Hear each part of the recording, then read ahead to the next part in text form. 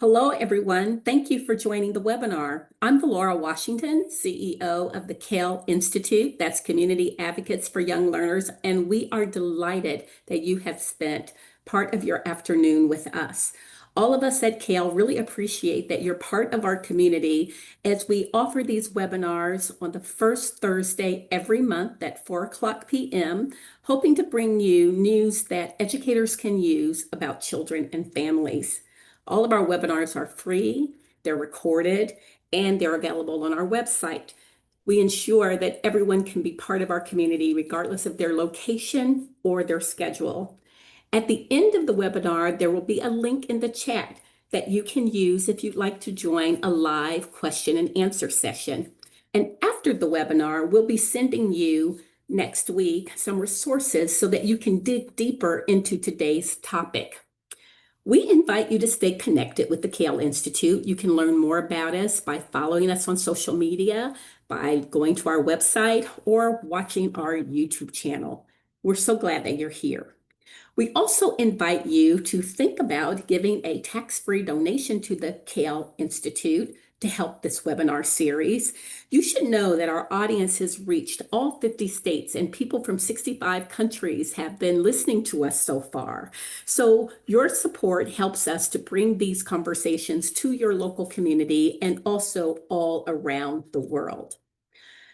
Our theme for 2025 has been, what is the way forward? And today we want to have a question and conversation about what is the way forward for children who are immigrants or who live in mixed status families. So let's start today by asking you to tell us in the chat what your thoughts are about this topic. You know, in our rapidly evolving public policy landscape, many educators are asking for information about what's happening with immigrant children and their families. And early childhood educators are wondering what we need to know or what we should be doing individually or collectively to help the path forward. There is a dizzying array of public conversations on this topic, and it can be very confusing. There are laws, there are executive orders, there are pushbacks from various courts, and so people actually don't know what is going on. So as we prepared for this webinar, we realized there were a lot of things that may be on your mind. For example, the One Big Beautiful Bill Act signed into law in July allocates $170 billion for immigration enforcement, detention, and deportation. In March of 2025, the administration terminated a federal program that provided legal services to unaccompanied minors. Well, a federal judge ordered the restoration of the funding, but what's going to happen long term is still in doubt.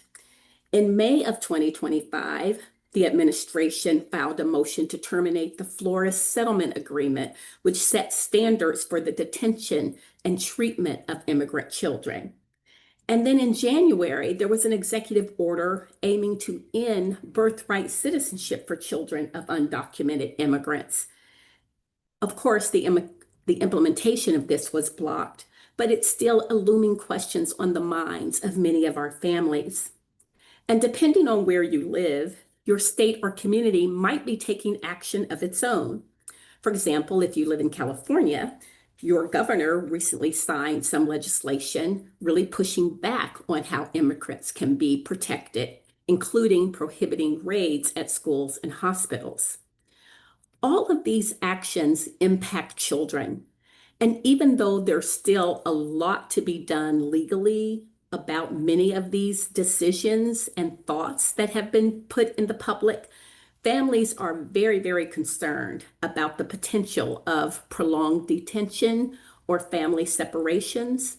Educators are telling us that they're worried about trauma and mental health, not just for the immigrant children, but for any child who is exposed to these conversations in their homes or when they hear it on the news. So there's significant legislation going on about all of these issues and many more. We've heard your questions. You've sent in an abundance of questions on this topic. So we're honored today to be able to present to you 4 leaders who can address the facts about immigrant children and offer hope for the future. We have today Julie Sugarman. Dr. Sugarman is the Associate Director for Education Research for the Migration Policy Institute. We have Adrian Pedrosa, who is the National Executive Director of Abriendo Puertas, also known as Opening Doors. We have Wendy Cervantes, who's the Director of Immigration and Immigrant Families for the CLAPS organization. And we have Kathy Byrne, who's an on-the-ground parent-child advocate in Massachusetts. So let's take a dive into this topic. We're going to begin by asking each one of our distinguished panelists to just share with us for a few minutes an answer to this question.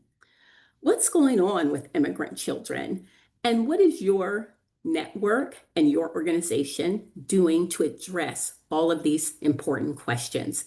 Let's start with Wendy. Welcome, Wendy. So happy to have you here. You and your organization have a wealth of knowledge and information and experience dealing with these kinds of questions. We'd love to hear from you. Yes, thank you, Valora. I'm so happy to be here today. And that is a big question. And I think I need to lead by saying that as someone who has worked at the intersection of immigration and children's issues for well over 2 decades, that I have really never seen a policy agenda that so deeply threatens every aspect of well-being for children growing up in immigrant families. As a daughter of immigrants myself and the wife of an immigrant and the mother of 2 young daughters, it truly breaks my heart to see the fear and anxiety our communities are enduring. And the fact is that it's going to get so much worse. Um, you did a great job of laying out some of the threats we've seen over the past year. And I want to stress that the consequences of what's happening to our kids is going to span generations and have implications for our entire country. That's because children of immigrants, then I'm talking about kids who have at least one foreign born parent, make up 1 in 4 of all children in the United States. And more than 5 million have at least one undocumented parent that they are now at risk of losing to detention or deportation. Many kids already have.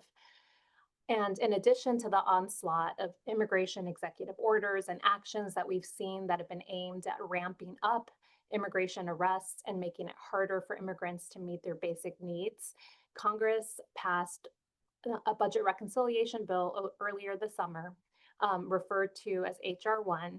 And I wanted to talk about this bill for a minute because it really exacerbates the threats that are facing immigrant families by expanding the restrictions that already exist to healthcare and nutrition assistance, including denying some of the most vulnerable, lawfully present immigrants access to programs like Medicaid and SNAP for the very first time, and denying nearly 2.7 million US citizen children access to the child tax credit, an important child poverty fighting tool, simply because they don't have at least one parent with a social security number. And this same law also quadruples the budget of immigration and customs enforcement to continue to terrorize communities in highly visible immigration arrests, which have even led to the deportation of US citizen children. Nearly $45 billion alone for the expansion of immigrant detention, including family detention, which the research consistently has shown to be incredibly dangerous for kids and families. And it also severely rolls back protections for unaccompanied children and increases the fees to apply for immigration relief. It's really overwhelming, the current context that we're living in, but I also want to note that there is a lot of work being done to defend families. In addition to my role at the Center for Law and Social Policy, I'm also the co-founder and director of the Children Thrive Action Network, which is now the largest coalition of children's advocates and providers that are committed to defending and supporting children in mixed status families. Over the past year, we've been working hard with our partners to get information out to providers on how they can support immigrant families so that they're informed about all the changes, and that so they can understand their eligibility for various programs and services, because there's a lot of confusion about what's real and what's not. Of course, eligibility has always tended to vary by state, and some of the executive actions have been stalled by litigation, so actually have not been implemented, and it's a lot to keep track of. We're also helping to connect families to resources for how to prepare for possible deportation. And we're conducting trainings for providers like childcare and early education providers so that they can to get information on what rights they have if ICE comes to their location, if they hear about ICE arresting parents on the way to the school, and how to minimize the impacts to the kids and the families they serve. I mean, it's a really, really scary time. There's just no getting around that. And the truth is that while we're also working to hold the administration accountable and pass policies at the state and local level that can add some protection, at the end of the day, we're ultimately working to just mitigate the harm of what is ultimately going to be a really long and damaging road for immigrant families. But I do remain so inspired by everyone who's here today showing up as allies. And I'm also so inspired by the work of communities on the ground that I'm witnessing every day, often including mothers, educators, and faith leaders who are coming together to make sure that immigrant families know that despite what is happening and despite what they are being told by this government, that they are welcome, they are loved, and they are not alone. So I'm going to stop there for now. Looking forward to the discussion later, and I'm going to pass it on to my partner in this work, Adrian at Abriendo Puertas. Thank you, Wendy, and thank you to the CAYL Institute and Valora for bringing us together for this important conversation.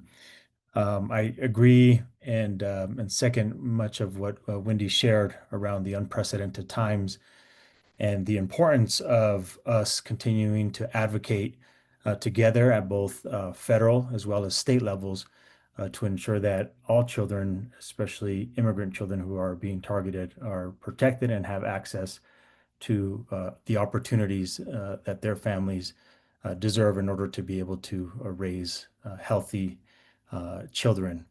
At AAPOD, Abriendo Puertas, Opening Doors, we ask families through our national annual Latino Family Survey. These are families with young children under the age of 5 years old about many issues that they're facing in this current time. And this current National Latino Family Report that was conducted earlier this year showed that immigration, of course, is top of mind for Latino families. And we heard that from them, and this was in early February, that 6 out of 10 of Latino families with young children were saying that they were worrying that their family members or their friends were going to be detained or deported. We know that these numbers have increased with much of the recent immigration raids in our cities and communities. And we also heard from families between 25 and 35% are saying that they are going to consider avoiding taking their children to such things as doctor's appointments, to preschool, to after school activities, and even to speak to law enforcement. And so this is alarming for those of us that work with families day in, day out on the ground, as Wendy said.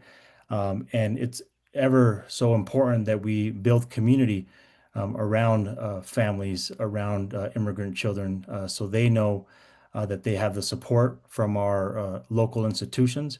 And as we know, this work many times is very local, and it's important that we work within our local communities to ensure that we have faith-based organizations, local businesses, local advocacy organizations, as Wendy mentioned, schools and preschools, that they are informed with the information that many of the organizations on this webinar and others with the resources that we'll share have in order to ensure that families understand their rights, that children are being cared for and spoken to, because we know that immigrant children, like all children, still go to school every day, are still dreaming about what they want to be when they grow up, still are working hard in school, are loving to their parents and look up to them as role models.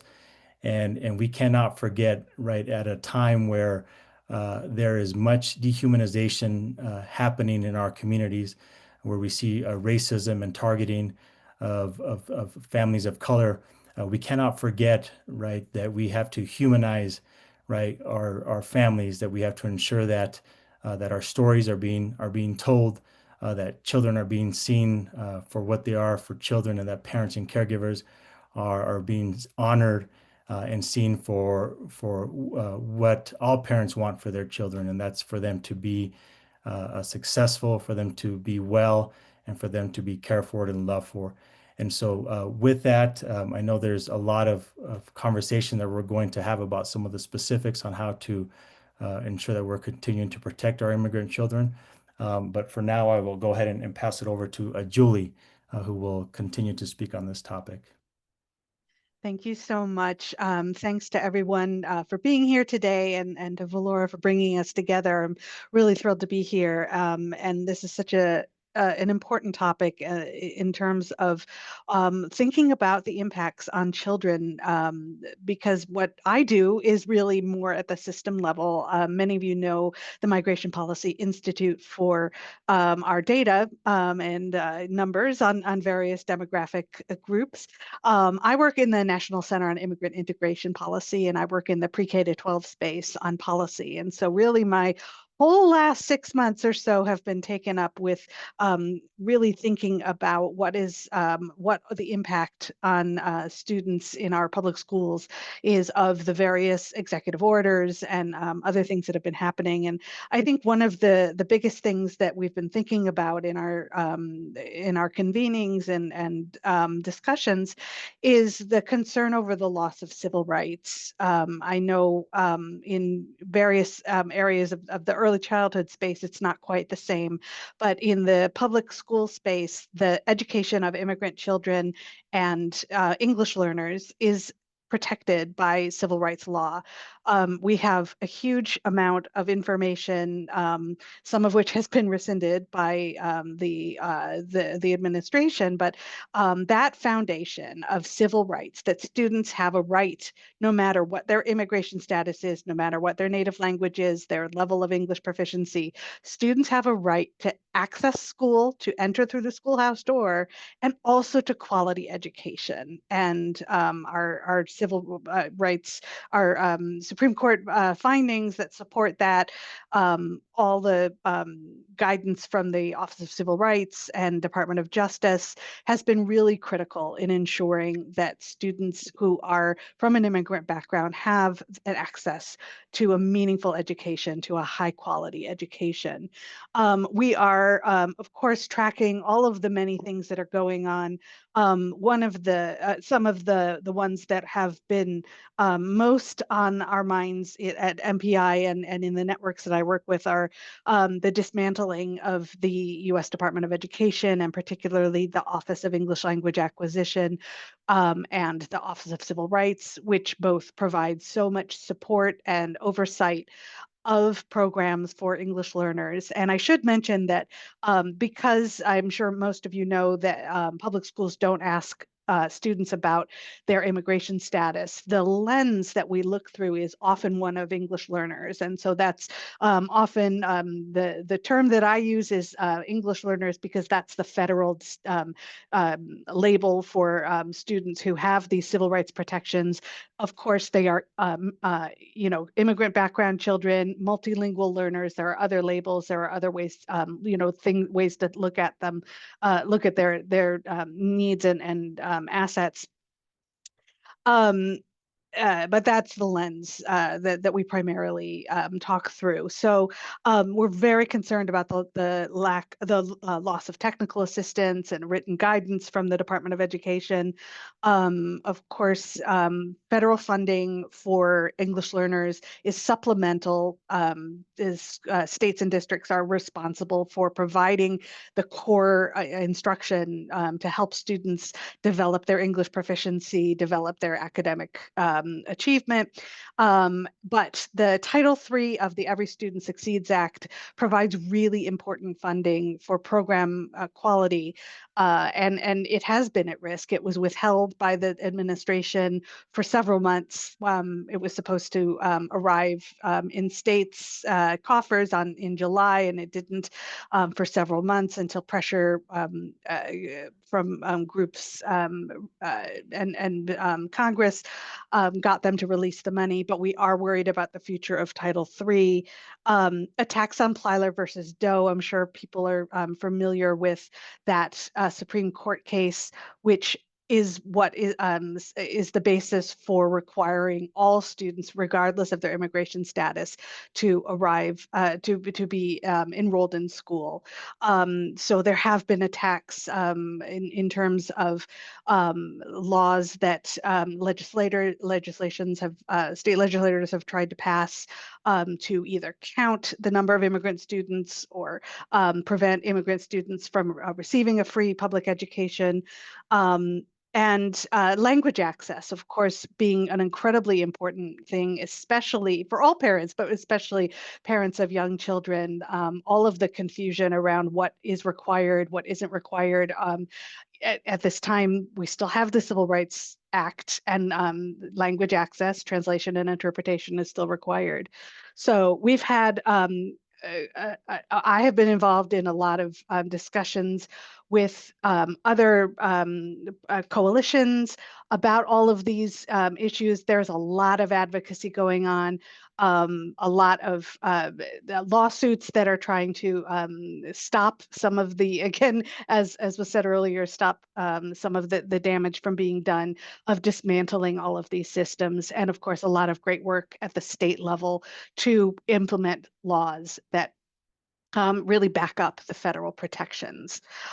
So there's much more to say, of course, about what's happening in our pre-K to 12 systems. For the moment, I will go ahead and pass it over to Kathy Byrne. Thank you, Julie. And thank you. It's an honor to be here and to be part of this panel. I'm the Parent Child Plus coordinator for 8 towns that are north of Boston. So I'm going to talk a little bit about what we're doing on the ground for the immigrant families. The Parent Child Plus program works with children between the ages of 18 months and 4 years old and is centered on weekly home visits by early learning specialists who concentrate on school readiness, early literacy, and most importantly, family support. Many of the families that we work with every day are immigrants. Last year, our program received additional funding to work at a new arrival shelter here in Malden, Massachusetts. The shelter housed mainly Haitian families, and as you may be aware, those shelters are now closed and the families have moved on. We completed our work with them in June. And our experience working with them revealed a few things. These parents really wanted to learn how to help educate their children. They also wanted to learn how to speak English, as well as they wanted job skills so that they could find work. So we offered at the shelter small play and learn groups for about 8 weeks based on the National Parent Child Plus program model. Over the summer months, we held all ages play groups. In the spring, we organized a backpack giveaway, and the backpacks contained bilingual books, an educational toy, and a curriculum guide sheet. And finally, before the shelter closed, we held a pizza and playgroup night for all the families. Through our program, we assisted adults in gaining English language confidence by introducing bilingual children's books in both English and Haitian Creole, kind of like this one, as well as creating a safe place for parents to practice their English language skills. As we do with all our program families, we connected them with support resources and introduced them to how things worked in this country. One of our early learning specialists is from Haiti, so she knows the culture, and she became a resource as well as a confidant for many of the families. And there's no way we could have had the program if we didn't have her. She was just amazing with these families. And she really helped people to get acclimated to the Northeast. She had a father who approached her and was afraid to take his 2-year-old outside because it was so cold. And it was probably about 62 degrees, and that's much colder than it is in Haiti. So she assured him that putting on coats and a hat and a glove and going outside and running around for a half an hour would be perfectly fine for him and his son. And every time we saw him, he thanked us every time that we shared that with him. Many agencies helped out at the shelter. Housing Families Incorporated coordinated social services. Catholic Charities provided immigration attorneys. WIC, SNAP, and local food banks helped with food resources. Tufts, Melrose, Wakefield, Community Services, Mothers Helping Mothers Clothing Closet helped with clothing, strollers, and all other necessary infant and children equipment. The Mothers Helping Mothers program is an all-volunteer program that relies on community donations of those, the different infant and children's equipment and the clothing. And it's just a truly amazing program and resource for the families in the Malden area. And it really was a community effort to support the new arrivals. So besides Haiti, a few of the countries our program families come from, and it's kind of amazing when I wrote them all down: Afghanistan, Dominican Republic, Kazakhstan, China, Vietnam, Turkey, Colombia, Algeria, India, Guatemala, Uganda, and of course the United States have all been Parent Child Plus families. At Parent Child Plus, we work with individual families providing relationship-based education and care. We find that the weekly support families receive from the program is invaluable, from helping parents with getting connected to community resources such as early intervention, helping them navigate the public school system, assisting with securing financial aid for preschool, helping parents talk to children and calm their fears about ICE enforcement, as well as daily parenting issues like potty training, picky eaters, behavior issues, introducing families to free educational enrichment opportunities. Our home visitors truly support the entire family.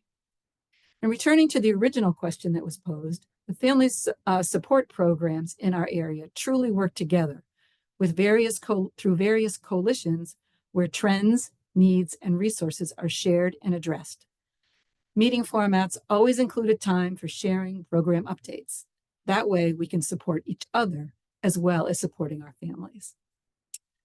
So much more I could talk about, but now it's time for us to move along to our open discussion part of the webinar. Thank you. Thank you. And, as we see here, these are families like just many others, working hard, trying to make a great life for their children. I'd like to ask all our panelists to come back on screen and join us. And while they're doing that, I want to tell the audience that the CAYL community received dozens and dozens and dozens of questions that educators are having about our children who are immigrants or who are in mixed status families. So many questions, we cannot possibly cover them all in this hour.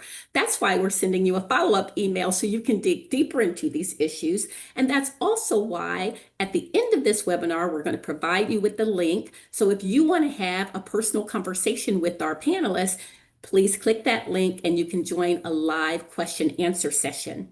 So what I want to say to you all is, although we received so many questions, I'm going to tell you what the most frequent question we received was. Are children safe in our programs? That is the most frequent question, because there have been questions raised about whether certain children are even eligible to enroll in certain programs. And of course, as we heard, schools, for example, don't ask about immigration status, but because the news has been so confusing, people are wondering about enrollment and families are wondering about safety of their children. Can you all speak to this? Well, our program, we don't ask anyone's status. I can tell you that right now. No. I will just reiterate that Plyler versus Doe still stands. Students have a right to an education. In terms of ICE, we have, and I'm sure you all have heard of lots of or several situations where ICE took parents in parking lots or near schools. We have not heard of any issues of ICE going into schools to take children or to take parents. ICE actually has a couple months ago, or maybe a few weeks ago, issued something reiterating that they would not be going into schools, even though the the policy against oh, I forgot the name of the policy. The policy they used to have that said that they wouldn't operate in schools or hospitals was rescinded. They have said that they wouldn't do that, and we haven't heard anything about that. So schools are a safe place for kids and for parents, but unfortunately, we have heard of situations happening outside schools. Yeah, I was just going to chime in there. We run a national protected areas working group and a state protected areas working group. That is the policy that used to be in place. It was most recently called Protected Areas Policy under the Biden administration, and was traditionally named the Sensitive Locations Policy, which has said that ICE had historically said that ICE was not able to carry out immigration enforcement actions in sensitive places like childcare centers, schools. And it was a policy that's in some form been in place for more than 30 years. That was rescinded earlier this year. There has been various confusing clarifications that still technically say that ICE isn't necessarily, like, there's still circumstances, there's still, opportunities for them, especially if they have a warrant to enter locations. And even though they've committed not to doing it, we've heard of increasingly cases of them outside parking lots, tracking parents on the way to school and away from school. And this is at childcare centers too, playgrounds. And so there's been a lot of concern, and we've been hearing about increased incidences, especially with the presence of the National Guard, and a lot of confusion about who's doing what and who's actually committing ICE arrests. And so I will add into the chat, and I know it will be shared later. We developed a safe space guide for early education providers specifically. We have a lot of partners who have created resources for K-12 spaces, and it has a lot of guidance in there, because there is still rights that people have. There's still basic constitutional rights about keeping places safe. There's still, and to be safe from search and seizure of your own private property. And so there's a lot of guidance for how to mark areas private, to have protocols in place in case an ICE agent does come to your door, like how someone can be designated to address that ICE officer and ask for the required documentation, know how to read that documentation, and to have protocols in place to inform parents if ICE is near the premises, so that they can know, maybe don't if they're around coming around the time of a pickup, there's a way to alert parents, to let them know, so that they can send someone else to pick up their child, or they can, inform the school to call a caregiver that has been selected on their emergency list. Yeah, Wendy, that's a great question, because there have been so many media reports about families making plans that if I am deported, and my child is in pre-K or in school, what happens with my child? And, these kind of family plans around deportation. Adrian, you mentioned that in your survey, Latino parents specifically were very concerned about this kind of thing. What is the reality about all of these family planning, and how extensive is it?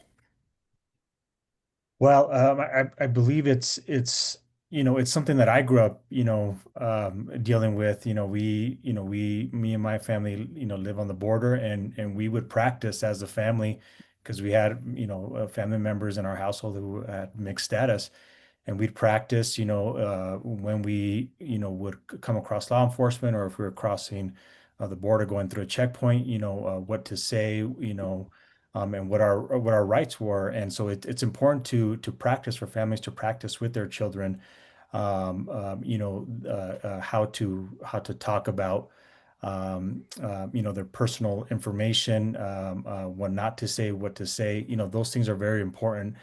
To have emergency contact numbers, if the child can memorize them, to ensure that private, or that emergency contact numbers are updated with their child care centers, with their local programs.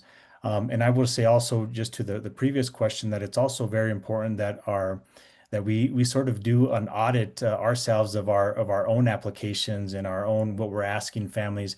And as Kathy said, in her program case and situation, that we ensure that we're only asking the information that's needed, not going above and beyond. Sometimes, it's still, there might be an old question on there lingering, that we just have kept on an application, but there's no reason to over ask information from our families, at a time where there's just, a lot of fear on the type of information that we're being asked. And so family preparedness is very important. I'll put a link here on some guides, and I know, Wendy has some within our organization of different guides on what families can do to talk to their children to be prepared in the case of any type of detention or deportation. But as Wendy said, we still have constitutional rights. We have a right to remain silent. We have a right not to answer questions. And so those things are very important. I know, and we've all seen videos where these rights many times are not being respected and honored. All we can do is to continue emphasizing and sharing that with our families. And we need to continue doing that, although sometimes we know what we're seeing is not an honoring of those constitutional rights. Mhm. I'd like you to talk more about how we talk with children, because children, very young children, even in childcare, are asking questions, not just immigrant children, not just children in mixed, status families, but any child is hearing these conversations in their homes or seeing on TV. What do we say to our children? I'll maybe start, and I see Kathy keying up there. So one thing that we often talk about in, at Abriendo Puertas, Opening Doors, is it's important that that adults, the parents and the caregivers, have those conversations with our children, that we're not allowing them to get the information just from the news outlets. I listen to, NPR on the way to school with my young children, and they're hearing some of the news on what's happening, but then I'll turn it off and have a conversation with them and check in with them and have them ask me questions. My children are a little bit older. My youngest is 8 years old. So, but it's real important that we have honest conversation with our parents, with our children, and that we also ask them how they're feeling. What are their fears? It's important for them to be open about their emotions.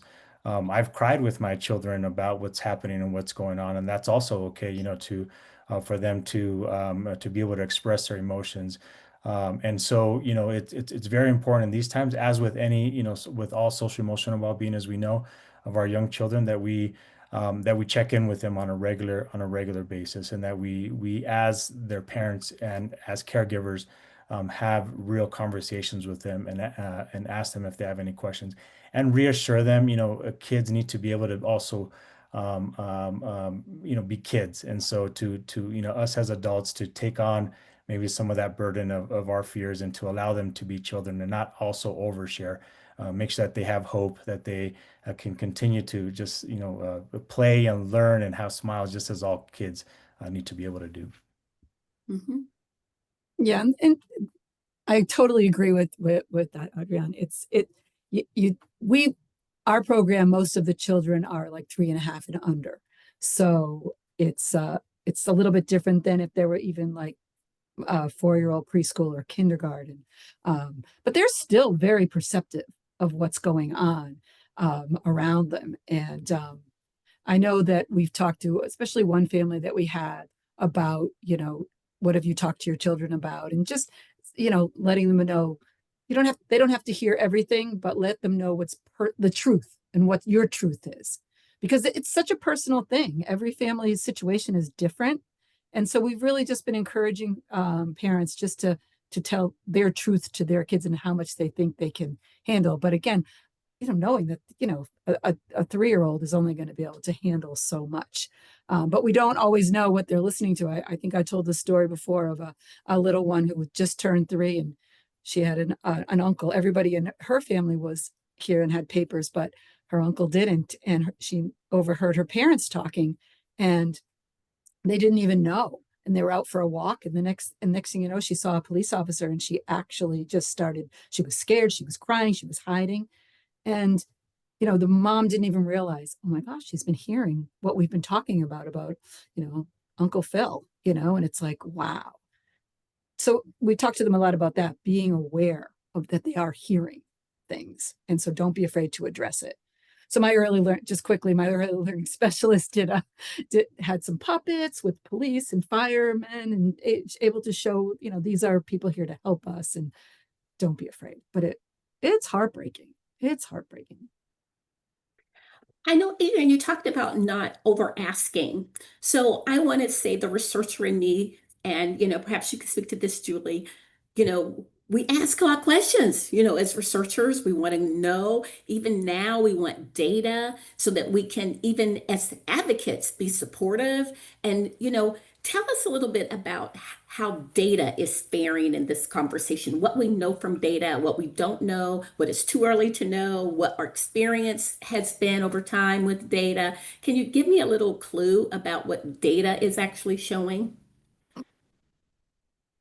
Yeah, a couple things, one about the data we collected, then one about research. There is in the K-12 system, schools do have to ask about the place of birth and the school experiences of children for Title III funding, because we do collect information on recent immigrant children. The count of recent immigrant children contributes to the appropriation of some of the Title III dollars. But it is possible to not ask that during registration. Plyler versus Doe says not to chill the atmosphere, not to prevent people from wanting to enroll. But once people have been there for a while and feel comfortable and you can explain what the information is for, then asking that information. So yeah, there definitely is some concern around some of the information that is collected, but a lot of schools are paying attention to how they're storing their data, who has access to what data, how much data actually needs to be stored, or on an individual level. And what we know from research, it's a little bit too early to know with numbers attached exactly what's going on, but there was quite a bit of research done during the first Trump administration about the effects of immigration enforcement on children, and the findings are what you would expect, that after raids, there was an increase in absenteeism. There was a study done in around 2017-18 that was looking at, that asked teachers about stress and about absenteeism, and the teachers did, about 2/3 of teachers reported increased stress, increased questions, increased absenteeism. So there's no reason to believe that isn't either the same or worse now. But we don't have, I am asked frequently, do I know the absenteeism numbers? Do I have the counts? Do I know how many immigrant children there are this year compared to last year? And those are just not numbers that we would have at this point. And unfortunately, with the Department of Education laying off or firing so many of the statisticians, I don't know if we'll have the data at all from this period of time. And so we just ask you to be patient when you ask us about data, and we say we don't have it yet, we don't know various things, and there may end up being issues with census data going down the line. So it's going to be very, very challenging to be able to definitively answer these questions on a state level or national level basis. Other thoughts on this? The only You know, thing, the go only ahead, thing I was Wendy. going to add was that we at class, we're undertaking a study that we also did in 2017 on the specific impact of immigration policies on young children through focus groups with immigrant parents, as well as interviews with early childhood providers and WIC providers. And I will say that a lot of what we're seeing now reflects what we saw in 2017, which also shows that kids as young as 3 were exhibiting signs of, post-traumatic stress disorder, changes in behavior. And so the fact that they are so perceptive so young is so true. And I will say to some extent it's much worse because I think there was a lot of isolation and fear of going out back under the first Trump administration. It's at a whole other level now, because even places that, had historically been seen as safer for immigrants or more welcoming are being targeted by the Trump administration rates right now. And so we're once again seeing people put signs on the door at kids' eye level that says, no abre la puerta, don't open the door. And the type of toxic stress that creates, although necessary for safety, is really traumatic and has a huge impact on their development But I think going back to what Adrian and Kathy were saying about the importance of talking to kids, even young kids, about the deportation plan and about what's happening is important, and it actually does help take some of the anxiety away. And of course, there's different things you're going to share at different age levels, but it does take some anxiety away to know that there is a plan and to have some sort of sense of what's going to happen to me if mommy gets taken away. Who is going to take care of me? Can I just add one thing related to research? There's a really interesting study I found by Catalina Amoedo Durantes and her colleagues that was from 2022, and found that safe zone policies in schools and school districts actually were associated with all kinds of benefits around absenteeism and academic achievement. And the benefits especially were in schools that had policies limiting ICE access, and schools that offered counseling on immigration-related issues. They actually have a quantitative study showing better outcomes for students with these policies. So we do have some, a little bit of data-based information about what it is that we can do at the policy level in addition to what people can do individually. And as educators, what we're trying to do is prepare children and present to children a joyful environment, a safe environment, a place where they can learn academically, they can build their social skills, their emotional skills, all of this. What can we do as educators in this context? Do you have any particular advice? Because people are really wanting to know, what do I as an educator need to know or be able to do in these circumstances? And many educators are also asking, how can I be helpful?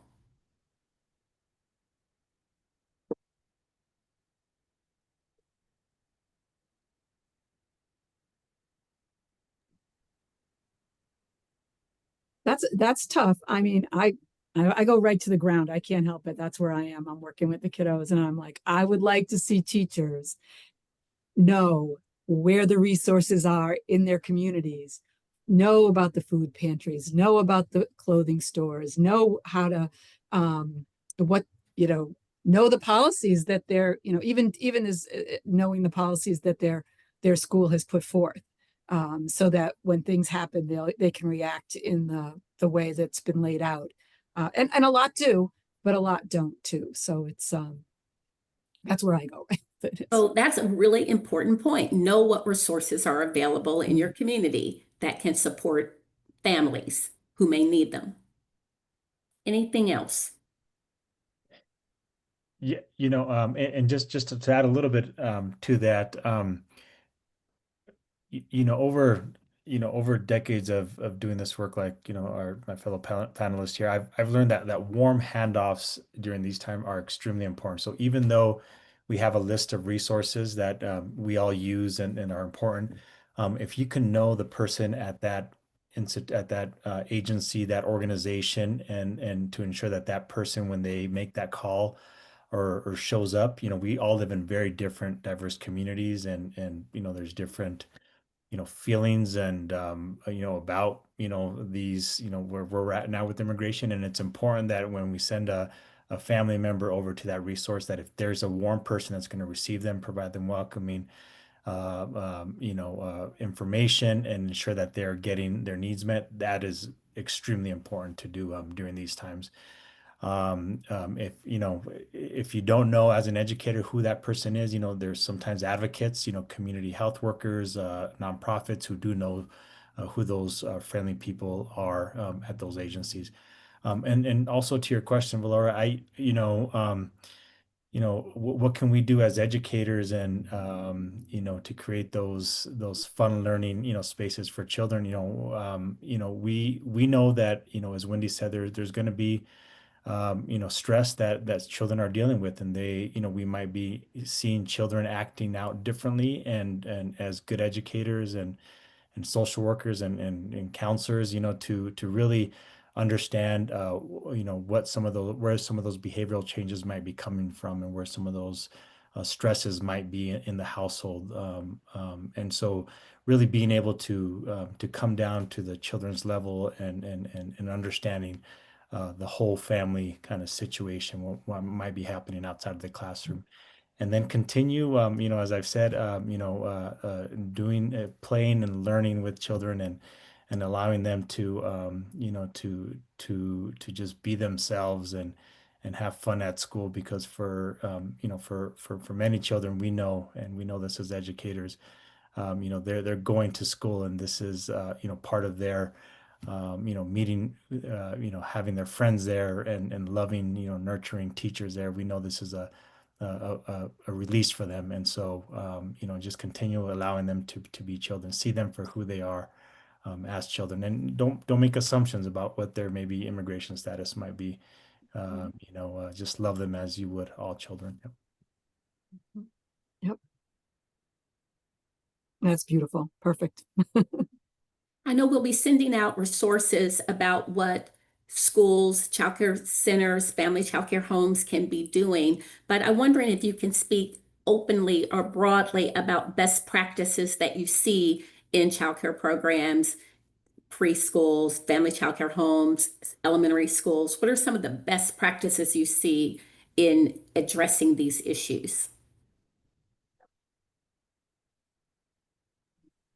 We've found it really helpful when, whether it's a childcare center or even a K to 12 school, like having partnerships and with like community-based immigrant serving organizations, as well as, to the extent possible, legal service providers, can be really, really helpful in supporting families. We have also seen it, it to be really helpful to have, there's even in schools, like parent groups have been really supportive to, there's parents are helping parents. I've really seen like non-immigrant parents like really showing up to support the immigrant parents they know are being impacted. Their kids are best friends with their kids, and they want them all to feel safe. And you mentioned earlier, Valora, that this is also impacting kids that are not in immigrant families, and I think that's really true. There's an argument to be made for why not having any kind of enforcement near a school is good for the entire school community, because it's not good for any child to see that kind of, to be traumatized in that way. And I think, and also schools that, are continuing to have like welcoming, culturally vibrant, and celebrate culture. I think we've seen all these celebrations around the country get canceled for, to celebrate Hispanic Heritage Month. In my own hometown of Indianapolis, that was like a very big deal that it was canceled this year. And I've seen that happen in many other countries. And so it's important to keep those celebrations in the schools so that we can help to continue to foster that pride amongst kids who are feeling their culture under attack right now. Mm-hmm. I can think of 3 examples of events that were going to happen that they canceled because they were afraid that the cities or towns were afraid that because they were family events, and that there would be ICE would come and traumatize everybody who attended. So it's really something cities, towns, and organizations that serve immigrants are considering. Like, do we do this? Do we bring everyone together? Is that a great idea? Mm-hmm. And there I could, like I said, I could, off the top of my head, I can think of 3 different things that have been canceled around me. So yeah, it's sad. Mm-hmm. And, Go ahead. yeah, I think although, large convenings, there's, we weigh that differently according to the community we're in. But to Wendy's point of inviting parents, and kind of that peer-to-peer support, that is just so essential during these times, is that we offer opportunities, and it doesn't have to be an agenda, and you don't have to give a presentation, but if you just have coffee and donuts or bagels or burritos, out in the morning, and invite parents, to drink a coffee, and just to be in a space together. That many times opens up, resource sharing, just peer-to-peer support. Parents will exchange numbers if they haven't had that opportunity. If you want to adopt a parenting, program, and, APOD, Abriendo Puertas, and Kathy's organization, there's many out there.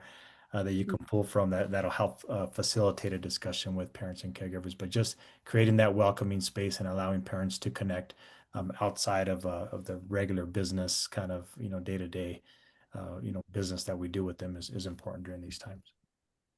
And speaking of creating a welcoming atmosphere, I just wanted to mention that one of the things I always remind administrators in schools is not to forget your front office staff when you do professional development. A lot of times there's these really rich professional developments around who are immigrants and where do they come from and who are our kids and what does it mean. And the front office staff really needs to hear that as well. They may know the rules, but they really need to have the right understanding of who the families are, why it's not so easy to learn English, and oh gosh, I have to call this number to get a translator. Why can't they learn English? And any little comment could really be so damaging. So don't forget your front office staff when you're sending those messages. Again, I'm inviting our audience to join the after party, which means there's a link that's going to be in the chat, and you can click it and you'll have an opportunity to interact with our panelists themselves. This is just such a dynamic conversation. There's things happening every single day. If you've been watching the news today, you've noticed that incidents on this topic are happening right now, all the time. And so it's really important for all of us to stay alert and to be thinking about what we can do and what our circumstances are, being mindful, as we've heard, that a lot of the responses are local. So get to know your local context and what's happening. I want to thank our panelists for joining us today. This is a dynamic conversation. I think you'll really appreciate the resources we're going to provide you for further information. Really encourage you to join our after party. I also want to invite you to join us next month in November when we take a look back at transforming the workforce. Many of you will recall this comprehensive study of the early childhood education workforce that came out 10 years ago. We want to look back and see what progress we've made and what the possibilities continue to be right now. And as always, we thank you so much for joining the CAYL Catalyst webinar series. We hope this is becoming a very important part of your professional development and building community among us. Thank you so much for joining us. I'll see you at the after party. Good night.